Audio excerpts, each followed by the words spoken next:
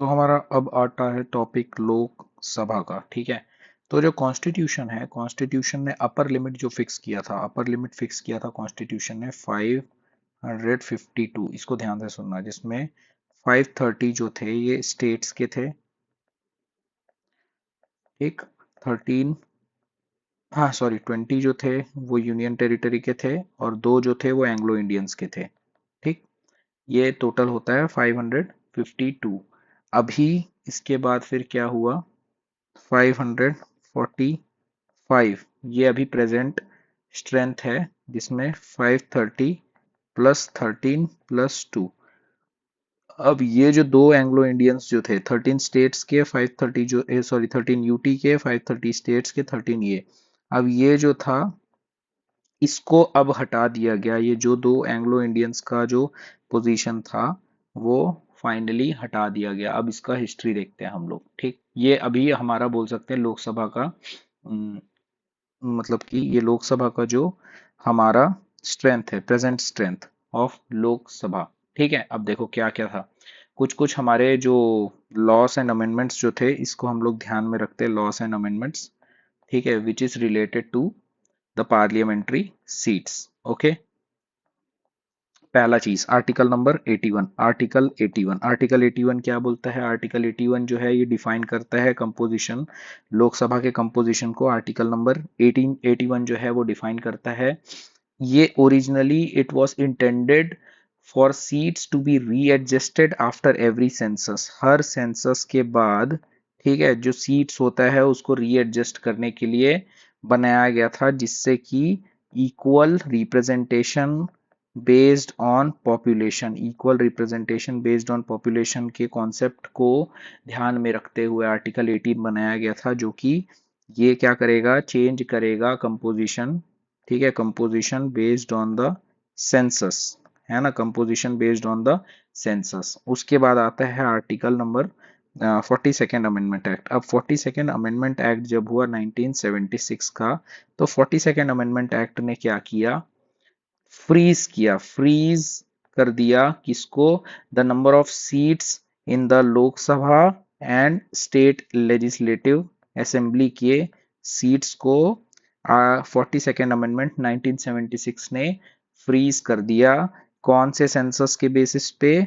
1971 census के basis में इसने फ्रीज कर दिया number of seats of Lok Sabha and state legislative assembly. ठीक है। रीजन क्या था उस समय?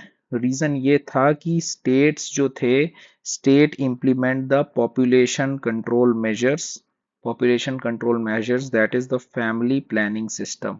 ठीक, फैमिली प्लानिंग इंश्योर करोगे, फैमिली प्लानिंग जो था ये इंश्योर करने के लिए, क्योंकि हो क्या रहा था कि जब ज्यादा, बहुत ज्यादा फैमिली प्लानिंग कंट्रोल नहीं कर रहे थे, तो ज्यादा पॉपुलेशन के वजह से, ज्यादा पॉपुलेशन की वजह से ज्यादा सीट्स जो स्टेट के पास जाती थी, वो स्टेट जो था वो उसका नेशनल इलेक्शन में या लोकसभा इलेक्शन में ज्यादा उसका बोल सकते हैं मेजर कंट्रीब्यूशन रहता था, है ना। सो दैट्स वाई ये इसलिए किया गया ताकि वो स्टेट जो कि पॉपुलेशन कंट्रोल मेजर्स को अडॉप्ट कर रहे हैं, they should not be punished, they should not be, not not be punished. ठीक है, इसलिए ये सेट किया गया था। और ये कब तक के सेट किया गया था? Up till 2000, year 2000। उसके बाद आता है 84th amendment act. 84th amendment act 2001। 84th amendment act 2001 जो आया, ये क्या किया कि 2000 का डेडलाइन जैसे ही अप्रोच किया, ईयर 2000 आया, तो government has extended the freeze, government has extended the freeze. ठीक। और ये क्या किया, ये 2026 तक, 2001 का अमेंडमेंट एक्ट ने इस फ्रीज को 2026 तक के, 2026 तक के फ्रीज कर दिया। ठीक है। और ये बोला कि 2026 का जो सेंसस आएगा, उस सेंसस के बेसिस में हम लोग क्या करेंगे, हम लोग जो है ये लोकसभा का जो कंपोजिशन है उसको उस हिसाब से चेंज किया जाएगा। ठीक, तो 543 elected seats are there right now. ठीक है, तो ये सारी चीजें हुई। अब जो जो डीलिमिटेशन एक्ट्स हैं, कैसे, एक तो ये 84th amendment act, 42nd amendment act और आर्टिकल नंबर 81। ठीक है, तो डीलिमिटेशन एक्ट्स क्या है? Delimitation acts, let's see this delimitation acts. Article 82 के अंदर में डीलिमिटेशन एक्ट पार्लियामेंट बना सकती है। 82 आर्टिकल, आर्टिकल नंबर 82 के अंदर में पार्लियामेंट जो है वो डीलिमिटेशन एक्ट बना सकती है। ठीक, और total number of the seats is frozen by 84th amendment act.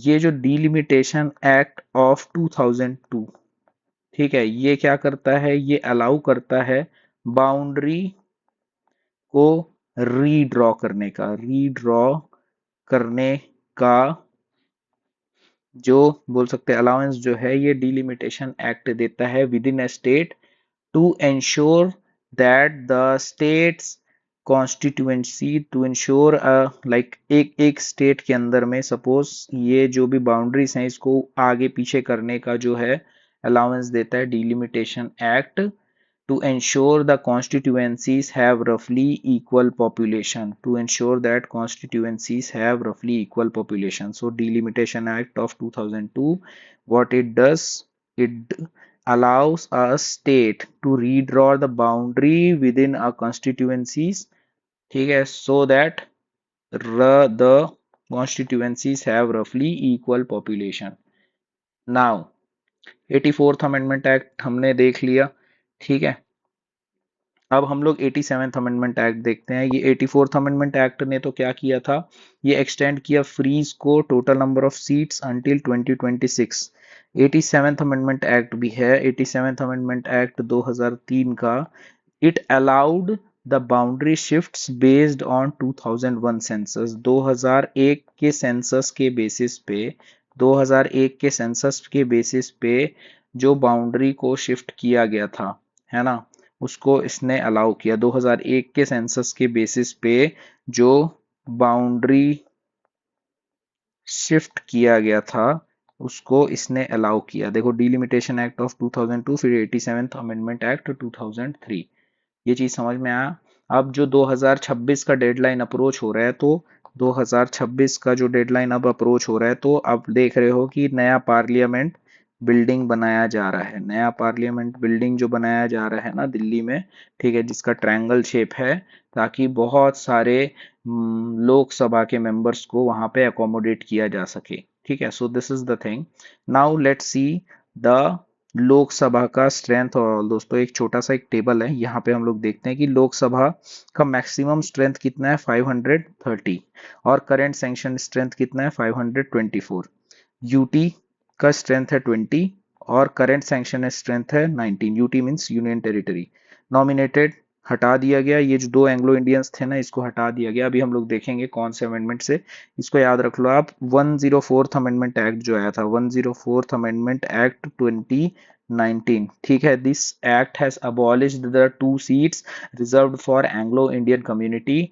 So the reducing the numbers, पहले कितना था ये 552 और ये 545 तो था, तो ये now it reduced to 550 and 543। अब देखते हैं राज्यसभा का। तो राज्यसभा क्या है, राज्यसभा जो है, राज्यसभा को हम बोलते हैं Rajya Sabha is a permanent house. Rajya Sabha is permanent house. Dissolution house का, लोकसभा का, ये हम लोग आगे वीडियोस में देखेंगे। Rajya Sabha is a permanent house.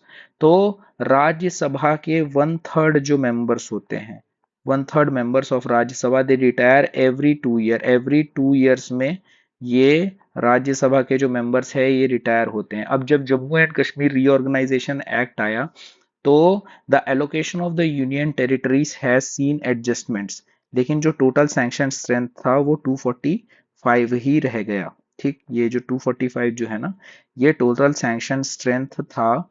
ठीक है, अब देखो इसका मैक्सिमम स्ट्रेंथ लिमिट 238 है, नॉमिनेटेड प्रेसिडेंट 12 लोग को नॉमिनेट कर सकता है। अभी भी सैंक्शन स्ट्रेंथ जो है वो 12 का है। ये 238 से 233 हो गया है। कुछ एरियाज जो है वो उस तरफ पीओ की साइड में चले गए हैं। और टोटल है 250, 245 यहाँ पे, 5 जो है वो उस तरफ के जाते हैं पीओ के साइड के। ओके। तो जो जो राज्यसभा जो हो गया हमारा, इसमें जम्मू कश्मीर रीऑर्गेनाइजेशन एक्ट के बाद फिर क्या होता है, टोटल सेक्शन स्ट्रेंथ जो रहता है ये 245 टोटल सैंक्शन स्ट्रेंथ रहता है। और जम्मू कश्मीर रीऑर्गेनाइजेशन एक्ट के बाद बाउंड्रीज चेंज किए गए, लेकिन जो नंबर है, बाउंड्रीज आल्टर्ड बट नंबर, ये जो था नंबर था ये सेम था। नंबर जो था ये सेम था, बाउंड्रीज को अल्टर किया गया। ठीक है, ये सारा चीज हो गया। अब नया पार्लियामेंट का जो मैं कैपेसिटी जो मैं बता रहा हूँ, उसमें लोकसभा का लगभग 888 लोकसभा सीट्स हैं, राज्यसभा का 8384 सीट्स है, 1272 सीट्स की जॉइंट सेशन कैपेसिटी है। ठीक है, ये खैर ये याद करने की जरूरत नहीं है ये सारा चीज। तो this is what our Lok Sabha and Rajya Sabha is. In the next video, we will see about the quorum. What is quorum?